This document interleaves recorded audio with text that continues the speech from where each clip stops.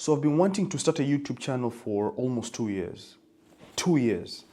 But for some reason, I could never bring myself to do it. I just couldn't do it. And it honestly doesn't even make sense because I'm not an introvert. I like talking to people. So I'm not even sure why I could never bring myself to just press record. Maybe I'm afraid of looking stupid, but also maybe it has something to do with just how weird it is to talk into a camera or listen to yourself when your voice has been recorded. I know that it's normal to feel strange when recording yourself or talking into a camera, but still, it doesn't help. It still feels strange until now, 2 years in.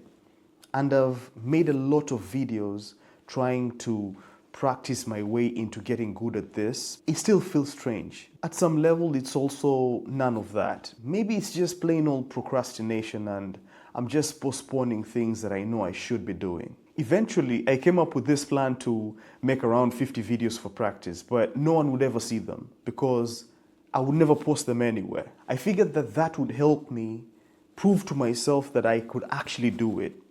If I didn't put myself out there, then I didn't have to worry about being judged. So then that would make it essentially easier to just get into. And before you say anything, I know, no one really cares about me and what I do. It's just all in my head. Surprisingly though, I made it to 36 videos before running out of steam, and strangely enough, I started to feel more confident in front of the camera. It started to feel a little bit less strange than it was in the beginning. But still, I couldn't shake that feeling that it would be a totally different game if the videos actually went live and people could watch them. The stakes would be much higher. And yes, people would watch these videos way after I had posted them. But it's not even about that, right? It's about how it would make me feel mentally going into it, knowing that I'm going to post these out somewhere. So by that point, I was more confident on camera, but I wasn't really structuring my videos in any way. I was just going with what I was thinking at the time. So no planning, no overthinking, just going with the flow. I don't know why, but it feels like that's not the way to go with YouTube, at least not for me. It feels like before I put myself out there, I need to have things planned out, things figured out to organize my thoughts so that I can share something that's more well formatted. The lack of planning and not overthinking anything just helped me get into the habit of making videos every day because I didn't have to really think so much about what I was going to say. It was just more about saying what I was going to say because I knew that I would never post these videos anywhere anyway. So that really helped me get into the habit of practicing, which was a good thing. But now, like, getting to this point where I want to now take it more seriously and hopefully post something on YouTube, then it felt like I needed to now start thinking about how to structure my thoughts into a message that was shareable. Now, immediately I started thinking about structuring my thoughts and YouTube. The things I was avoiding in the beginning going into this came back. So the pressure was real, but now I was like, okay, I can handle this, but what the hell do I even say on YouTube, right? What do I say on a YouTube video? So I was stuck almost immediately because I've never thought that I had like really interesting ideas that would be catchy enough for people to actually spend their time watching on YouTube.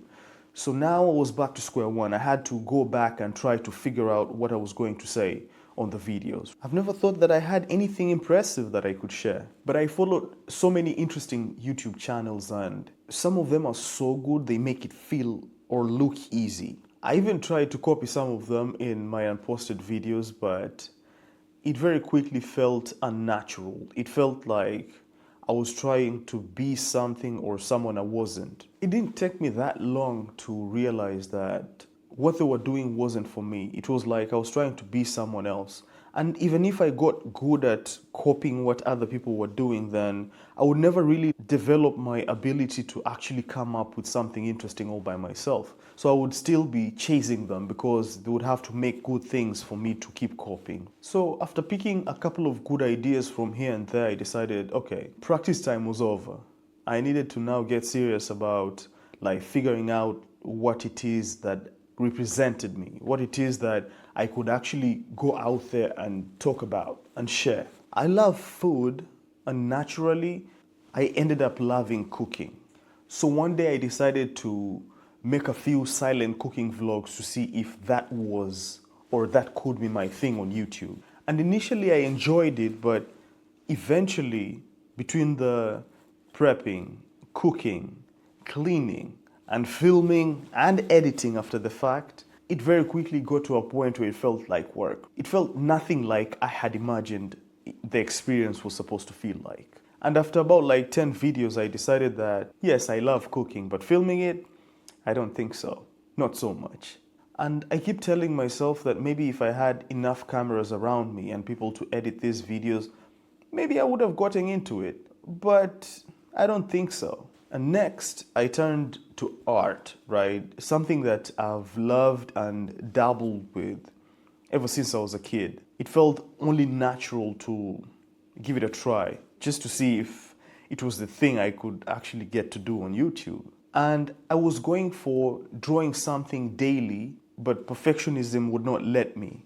And since I didn't have to show my face, I could just share my work online without having to feel pressured to perform. I just had to record what I was doing and then post it. It was a low pressure way to dip my feet into the whole YouTube thing. But I'll be lying if I didn't admit that it wasn't very easy to stick to between my very ambitious goal and everything else happening in my life. It very quickly became harder and harder to actually do anything at all. Also, there's the fact that on social media, you very quickly start comparing yourself to others, and then slowly by slowly, you start expecting things to work almost immediately. You start expecting to become an instant success, just like so and so. And that can be really disappointing and a slippery slope. But things never move that fast, online or not.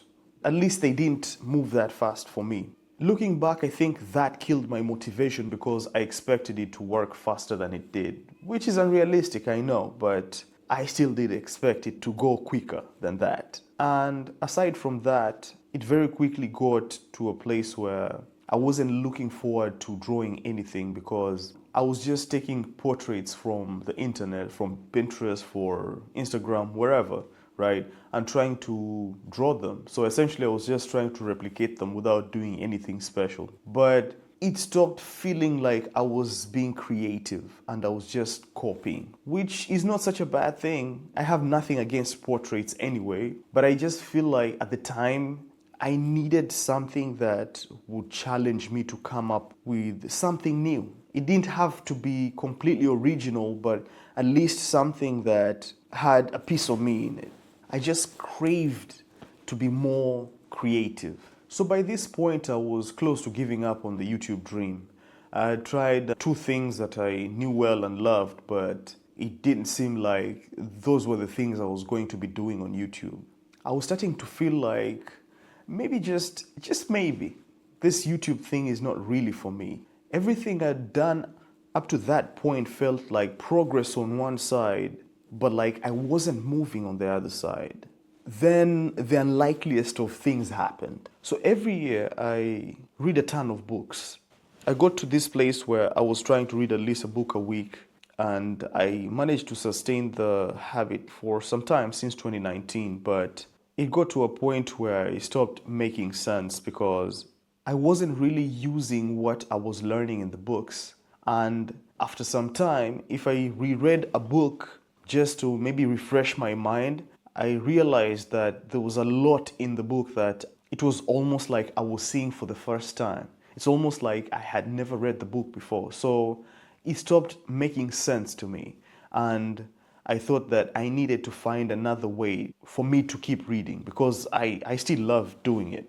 So at the beginning of the year, I had this idea to take one book and read it for the whole year. Read it as many times as it took for me to actually keep what I was learning from the book and actually put it in practice. So get to a point where whatever I was reading in these books was starting to reflect in my life. I felt like that would be a more productive use of my time instead of jumping from book to book just to say at the end of the year that I managed to read 50 books.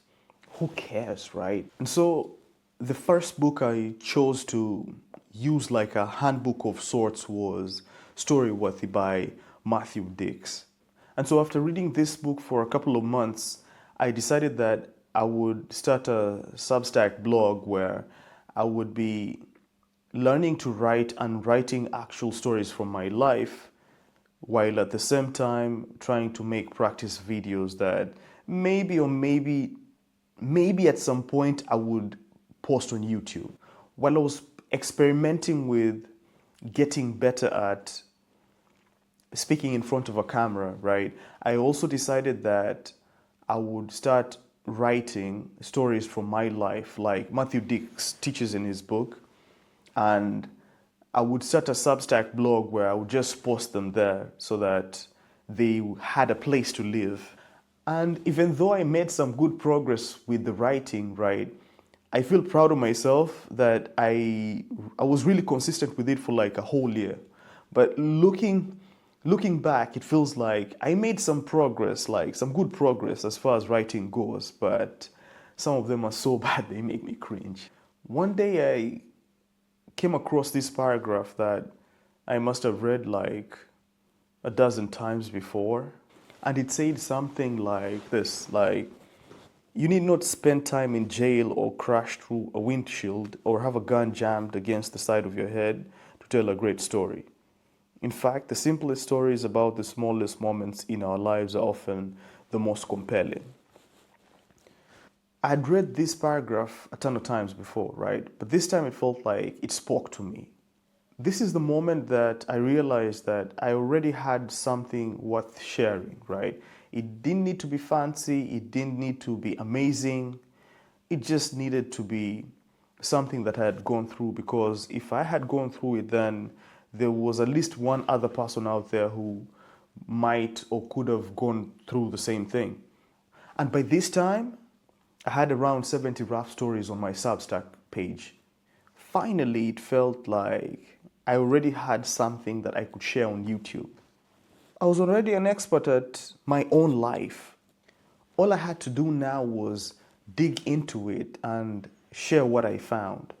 And now, since I wasn't trying to copy anyone, that imposter syndrome that I had been feeling at the beginning of all this, it was gone.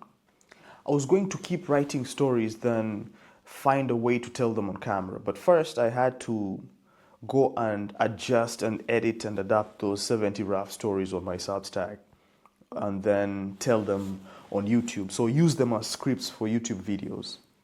Now, the longer it took me to get started, the more doubt started to creep in and make me even wonder why anyone would care enough to read these stories.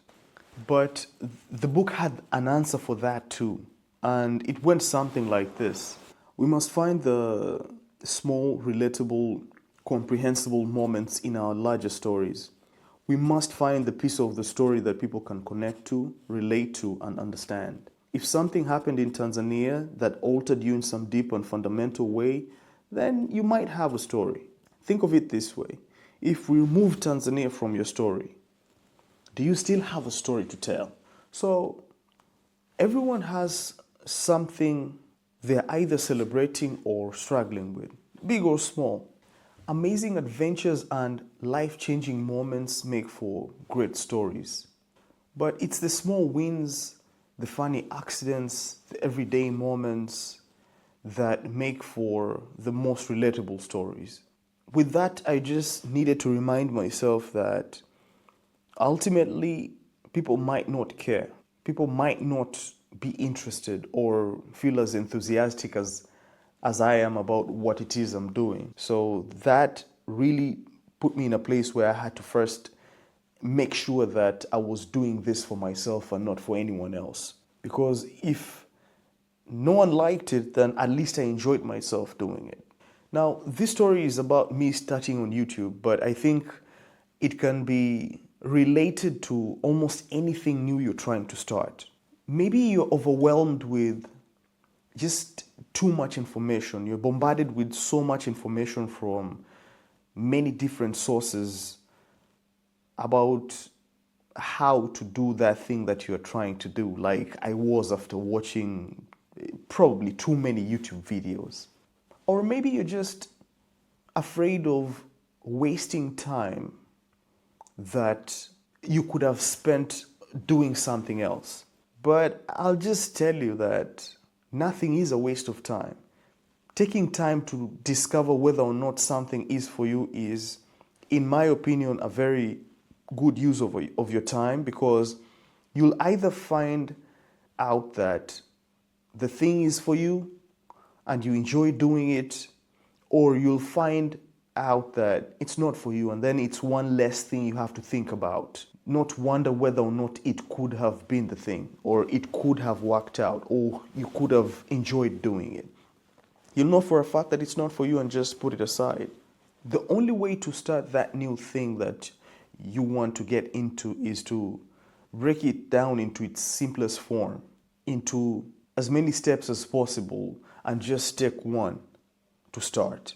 Then just go for it, assuming that everything you do from that point on out is an experiment, that with every step you take, the next step you're supposed to take will reveal itself in due time.